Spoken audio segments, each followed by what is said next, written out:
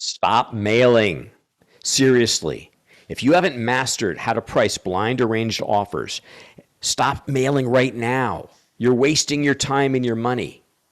If your offers are too low, people who might otherwise be interested in selling don't respond. And people who are offended are more likely to call and let you know, which wastes your time. If your offers are too high, your phone starts ringing off the hook for deals that can't survive due diligence, which also wastes your time. I realize that only a relatively small percentage of your mailings will convert, but you want to put your best foot forward on every letter. Today on the Land.MBA podcast, David and I are going to discuss the holy grail of every land investor: how to get uber accurate pricing without killing yourself.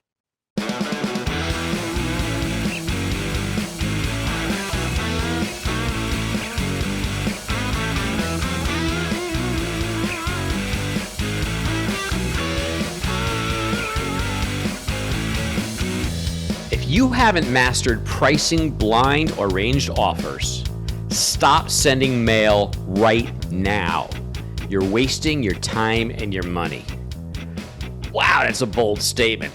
Welcome to the Land.MBA podcast. I'm Howard Zonder with my co-host, David Van Steenkist.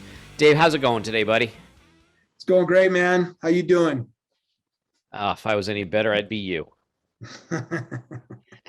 Well, a lot of people say that, but then they get below the surface and they realize the truth. Then I'd lose all my hair, and what's the point? Right. I'd have to grow a beard, because then if you shave your head and you grow a beard, then you become a tough guy. Yeah, well, I save money on combs.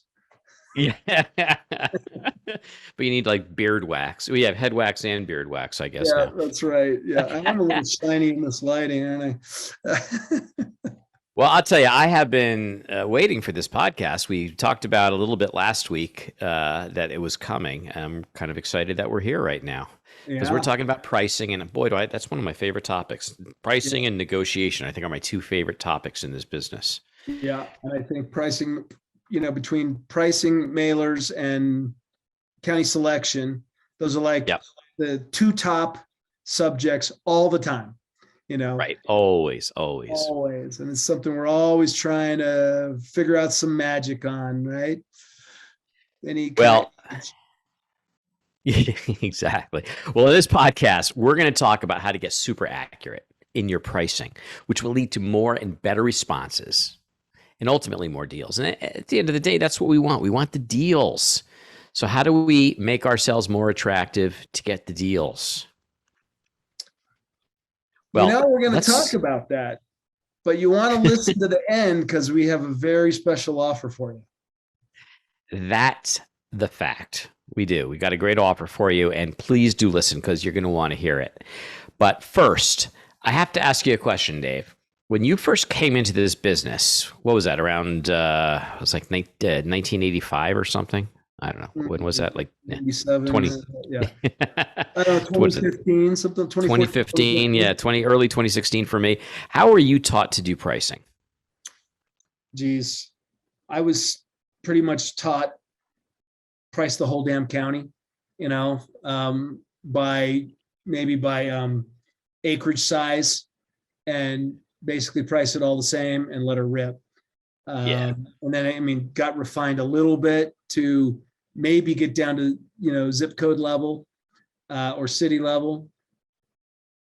I didn't even get that. I was like, just, go out to Craigslist or to land.com or Land Farm or whatever, get 5, 10, 15 comps, put them on a little spreadsheet, average, figure out the price break or average it out. And then that's it. Let her rip. You can either do it. Everybody gets the price breaker times the size of the property, and it was really common back then. Just like everybody gets a $500 offer. Yeah. It's funny it was funny to say that because there were counties back then where you literally could buy 5 acres for $500. I don't think that exists anymore, but that was the price back then. Yeah. And I remember sending out quite a few mailers back then, and I got some deals. Actually, that was the second way I learned. The first way was a percentage of assessed value. It's okay in Florida. Yeah, exactly. And but it's back then, it still yielded some deals, but especially, the person who I learned from was teaching, cheap desert squares. So that's how I first started. So you get Sure, into, sure. more dynamic properties, it needs to get more sophisticated. Absolutely. Well, and like we talked about last week, I mean, the world is changing, and there are, other factors that are coming to pass in the land market. There's more competition. Got these not only land wholesalers but house wholesalers coming in, and they're kind of have a different perspective on pricing and and how much margin they need to make on a deal, and it's not as easy as it was back then. Yeah, yeah, and we talked a little bit about that on the previous podcast specifically with regards to wholesalers, um, for sure. And we talk to people every day that are getting multiple offers. That seems to be happening, more and more frequently than it used to. And so, what do you do? If Yeah. we talked last week about being able to, separate yourself, create a marketable difference and separate yourself from the pack in various ways. But one of the most critical things is getting your pricing right, getting your offer pricing in the ballpark without killing yourself. That is absolutely right. That is exactly. Let me ask you this question. What is it better to send out a huge mailer to a large swath of people with really low pricing in the hopes that you'll get a couple, and because your pricing was low, you'll knock those out of the park, you'll get a huge ROI, huge margin on those, it'll be sweet deals? Or is it better to get more accurate pricing, so you may not have the home runs, but you'll get lots and lots of singles, doubles, maybe a triple or a few triples, but you'll get more deals out of it? Which is better? I think the latter, for sure. I mean, once upon a time, maybe when we first started, you could have done the other one, and you'd have some amazing, sweetheart deals in that mailer. But no, I think you've got to adapt with the times and get your offers right. And you're going to get more deals. If people are getting a lot of offers, they're not stupid, at least most of them aren't. But they're getting stuff that's really low ball, and they're getting stuff that's really high that they've called on, and the people never closed. And then there's kind of the stuff that's right in the ballpark, and these people, some of these people have seen enough offers by now. If they come to a point where they're ready to sell, and they think, okay, this price looks realistic, still lower than I'd like, but it looks like realistic. And then you also have some of the credibility factors, like we talked about in the previous podcast. A good looking professional letter, a good buy site and all that stuff and whatnot. And there's some compelling reason to do business with you. All things equal, they like you. And so, and they feel like maybe you're reasonable, so they're going to go with you, or at least give you a call, give you an opportunity. Hey, folks, people often talk about automating and outsourcing your land flipping business, but what does that really mean? Generic solutions leave it to you to figure out how to set up and maintain the automations. I've been running my land business on Land.MBA for over 3 years because it's a total solution and allows me to focus on being a great land investor. Land.MBA was built specifically for land investing by a land investor. And with many of the most successful people in the business using it for years, it's evolved into one of the most feature-rich solutions on the market. Some of the key benefits I get are being able to create and manage mail campaigns and neighbor letters. I'm able to automate tasks amongst my team, create contracts and deeds, and email, text, or mail them within a few clicks. I can automatically capture sales leads from any lead source, including Facebook Messenger. Then it automatically pushes those leads into my sales funnel so that I can manually follow up, but they also go into my automated drip campaign. And since Land.MBA is a total cloud-based solution, I can run my business from anywhere in the world with a phone, laptop, or tablet. So if you want to turn your hobby into a professional scalable business, just go to landspeedtech.com/Dave to receive a $150 discount today. Right. Exactly. And that's that's all it is. I mean, your letter is a resume, and it just needs to get you the interview. And from you get that phone call, and once you have that phone call, then you can take it from there. But it's got to get the phone call, and hopefully, it's not just going to be, "You suck, we hate you," and you're going to hear from my lawyer. Hopefully, it's going to be a little bit better than that. Although you'll get a couple of those. Right. But I mean, it feels like when we started, though, there was a strong bias to sending out lowball offers, because the market wasn't getting that many offers. And so you could do that. You could send out those lowball offers and you can get some of those sweet deals. Now, because especially in the counties that have historically been good for land investing out in where the desert squares are, people are getting a lot more offers. And now it almost seems like there's a bias towards offers that are a little too high. And, it occurs to me that if you don't really understand how to do the pricing and really make sure you're getting the pricing right, then you're really kind of skewing the market and creating false expectations in the buying community, or in this case, the seller community. And it really screws up the market. Yeah. Well, and I think one of the reasons why these offers aren't correct, whether they be and I'm guilty of this too, even using the top methodologies that we've developed, you still can miss because it's still subject to the data, right? But you can get very low or very high. But the thing is, you've got to be able to have a method to price, appropriately to the property type, the property characteristics, and in a certain area. So, what I've been learning and tweaking is that you've got to get more and more granular, down to, subdivision, sub area levels where you've got like kind properties. If it's in the trees, and it's hilly, or if it's flat and no trees, are there infrastructure in this particular area, subdivision, like power and water and paved roads, etc.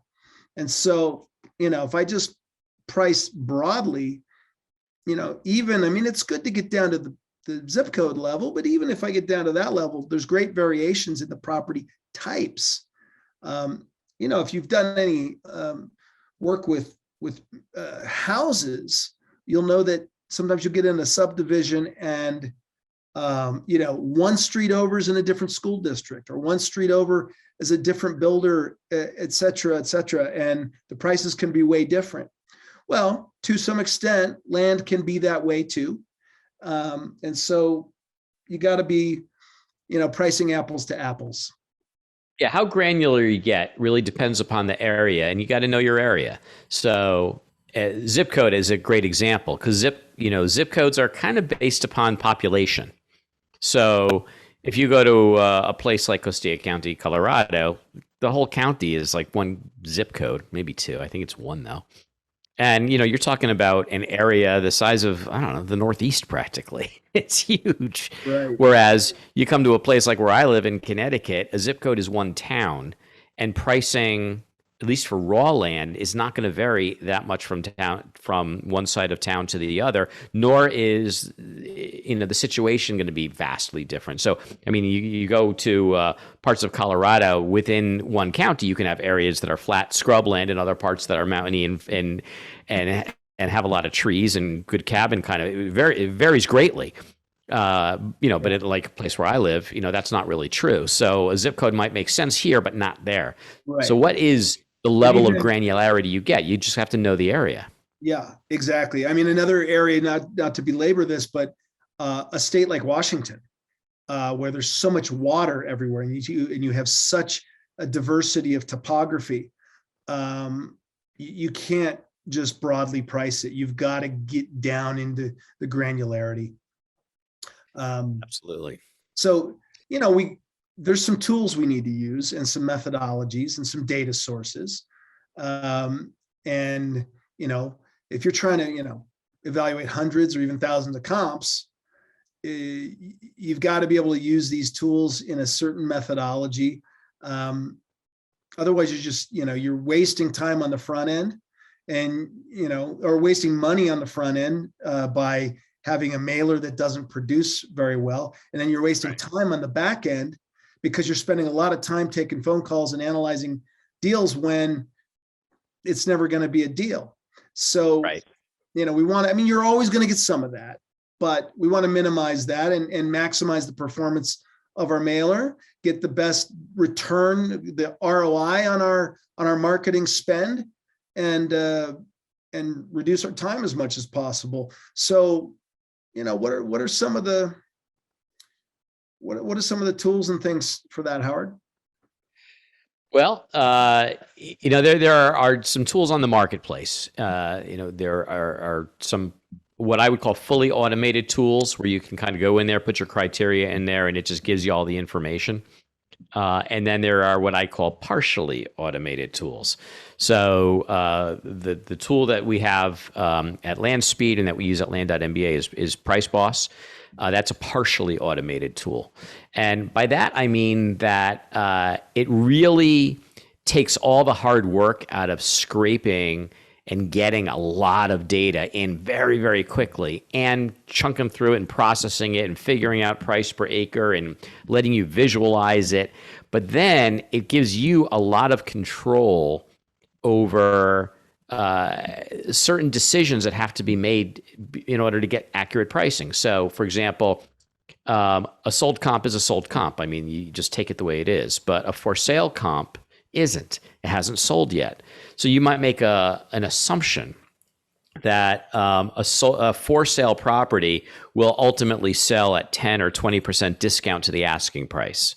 So, if you have an automated tool, it's going to have those factors baked into it. You're not going to have any control to change it. But with Price Plus, you can say, oh, okay, I think that for sale is going to be a 20% discount to the asking price, and it'll just automatically adjust all those prices accordingly so that your comps are really considered apples to apples. Other things would be what properties are outliers. Outliers, it's really important to get rid of the outliers because they can skew the data. If you've got, just to use simple terms, you've got 5 data points and the average price per acre for 4 of them is $5,000 an acre, and then one of them is $400,000 per acre, and you take an average of that, you're going to come out with pricing that's way, way, way too high because of that outlier that skewed the data. So you have to have a way to easily figure out what the outliers are and how to get rid of them. And again, automated tools can do that stuff, but they're doing it based upon assumptions that are built into algorithms. You may not have a whole lot of control over deciding what is an outlier, what's not. There's more issues than that. So I like the way my mind works and the way I like to work is I like to have a little bit more control to make those kinds of decisions. The other thing is by playing with the data. Data, we talked about this a month ago or so, where we talked about the 5 skills you need to bill. And one of those was data. This really is a data business in a lot of ways.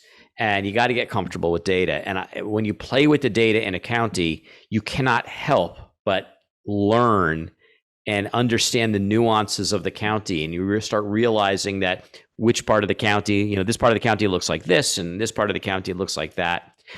I like to have that intimate understanding of the county because now I can price better. And then when I get on the phone with people, I can talk more intelligently and just feel like I've got my pulse on what's going on to do that. So that would be my preference. So you basically have automated tools and semi-automated tools. Yeah, exactly. Or you can just do it completely manually, but it takes forever. Well, that's certainly how I started too. Is like, okay, I'm going to go to all these sites and I'm going to copy and paste. Okay, this is the size and this is the price. And then I'm going to create another column in my Excel sheet, and then I'm going to calculate my price per acre. And it only took forever. Right. Yeah, exactly. Yeah. So, all right.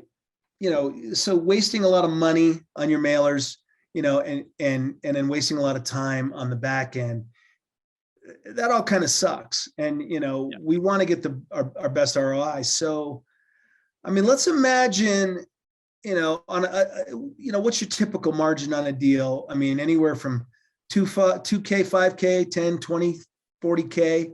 Imagine getting, 2, 3 handful of extra deals per mailer.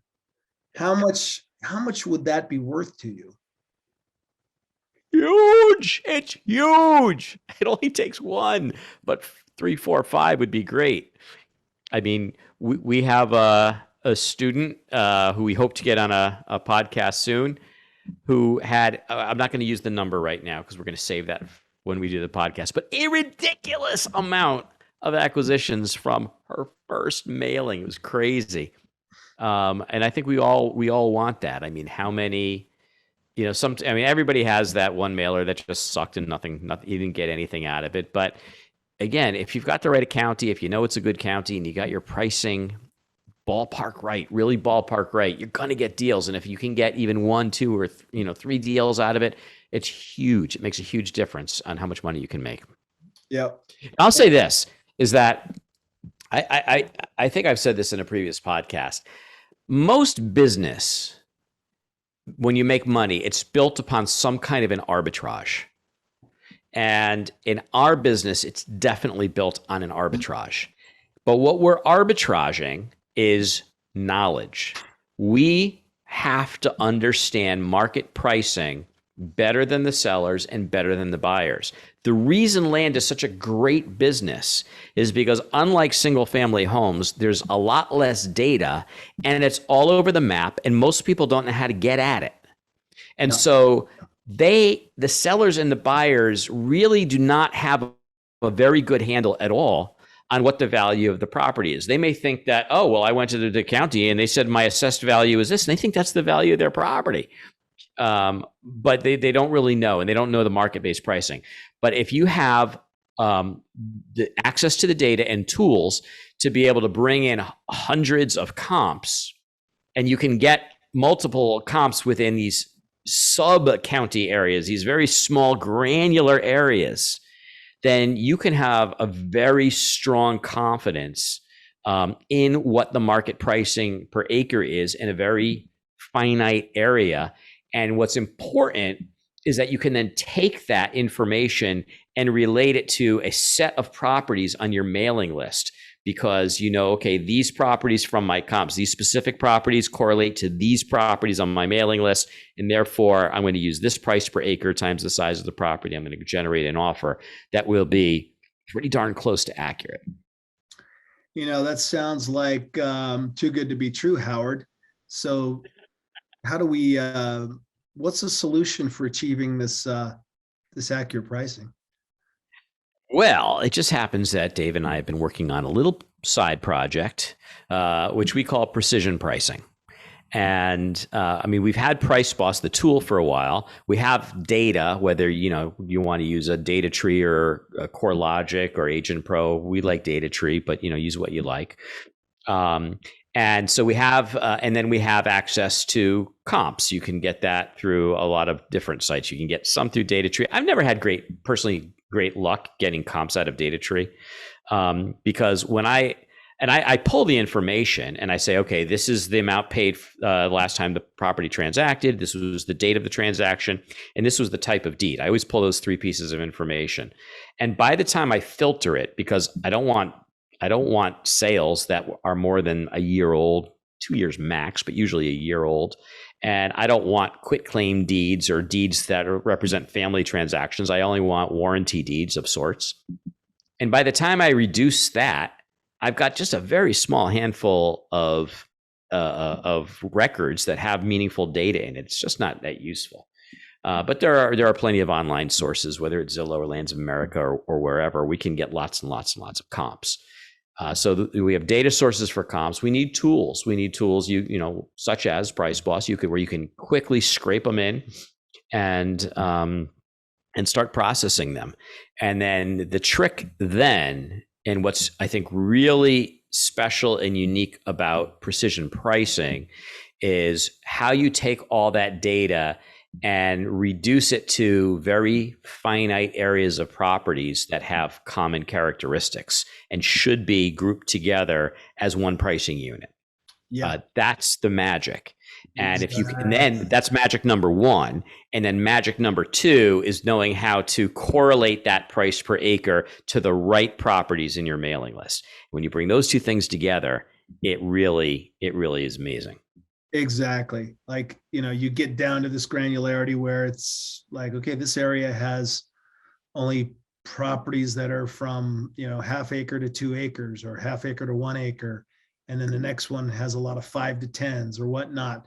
But it's a granular enough area to where you've got very similar characteristics. Now, the only, exception to where that's not as important is if you have, large swaths of flat, very similar properties across some of these Western counties. But within those counties, you have these pockets of the half acre and 1 acre and 5 acres, like I'm talking about, with trees, with certain attributes. And this way you're getting down to that granularity and able to get only the comps that relate to that area and those property types.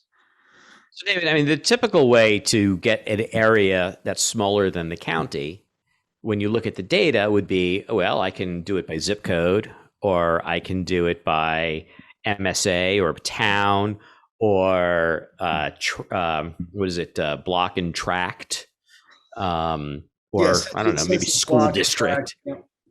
Yeah, I mean, these are all data points that are often in downloadable data from a data tree or CoreLogic or something like that. Is that what we're talking about? So we can go in and we can say, okay, I just want for this zip code, it's going to be this, or for this block, it's going to be that. Is that what we're talking about here? No, not exactly. So what's different about this? Well, I'm putting you on the spot. We didn't actually talk about this. well, I don't want to give all the juice. You're right. I mean, the key thing, and I think what's really so awesome, and full credit goes to Dave for this. This wasn't me, is to figure out how to be able to look at a set of comps and that you can see that they've got that commonality and create your own custom set that's has nothing to do with the data that you've downloaded. It's based upon your understanding of the comps and be able to say these comps are all alike and in this way, and be able to in a custom way put them together and say this is a group of comps that are alike, and then be able to take them again and relate it back to your mailing list. It's custom. It's a bit of custom work, but it's magical. It's amazing. So we're going to tell them about the offer then? Why not? Why not? Well, so let's see. We don't typically offer, or we don't typically promote a whole lot on this show. That's not really what we're all about. We're more about educating and sharing on this podcast. That's what we really, really like to do. But I would say we're going to make an exception this time around because I'm just so excited about this precision pricing, or as we like to call it, the Land.MBA precision pricing program, because it's always good when you have the same letter at the beginning of a word. So we're going to make that exception today, this one time, because we really think we've got something important and valuable to share with you. And that's what it's called, the Land.MBA Precision Pricing Program. And it's actually a video course that we developed that goes into really gross detail on how to do this, how to use the data sources, the tools, and the technique to be able to identify properties or comps that have a certain common set of characteristics that should be grouped together to develop pricing, and then again how to correlate that to the right properties in your mailing list. We really think it is the holy grail of land investors. It is the arbitrage. It is how you will get uber accurate pricing without killing yourself. Now, look, we we really appreciate all of you, that you come and spend some time with us every week. You invest your time to listen to us ramble on about the subjects that we like to talk about. And we want to make sure that, we are giving back to you and rewarding you. So we've talked about it. And what we're going to do until the end of the year, you can get this course not for 20% off, not for 30% off, but for 50% off the published price of $497 if you use coupon code LANDBOSS. All one word, LANDBOSS, because you will be a boss of land if you do this. I promise you. I assure you, you will get more deals per mailing, and it only will take one to cover the price of this course 10 times over at full price. At half price, you'll get 20 times return on the investment of this course. So really, please don't hesitate. You owe it to yourself. It's not that much money, and it will truly massively change what is really, in my opinion, the most important strategic part of the business, which is pricing. To gain access to this course and our pricing tools, go to pricemaster.land.MBA and use code LANDBOSS, LANDBOSS, to get 50% off this course until the end of the year. That's pricemaster.land.MBA. Anyway, listen, if you do this, you are going to get the deals. I promise you, you're going to want to hop on an airplane and fly to Denver and kiss David's bald head and say, thank you for teaching me how to do this, because it is really that revolutionary. Excellent. Well, guys, that's it for today. We really appreciate you. And don't forget to hit that like and subscribe button and leave a comment, and go check out that new course. You're going to love it. We hope you enjoyed this episode, had a bit of fun, and walked away with some actionable insights that you can apply to your business. Dave and I have got some great content and interviews planned, so don't forget to rate and review, and of course subscribe to this podcast on iTunes, Google Play, Stitcher, or wherever you get your podcasts. If we mention any interesting links or tools, you'll find them in the show notes. To learn more about Land.MBA, visit our website at, wait for it, Land.MBA. See you next time on the Land.MBA podcast.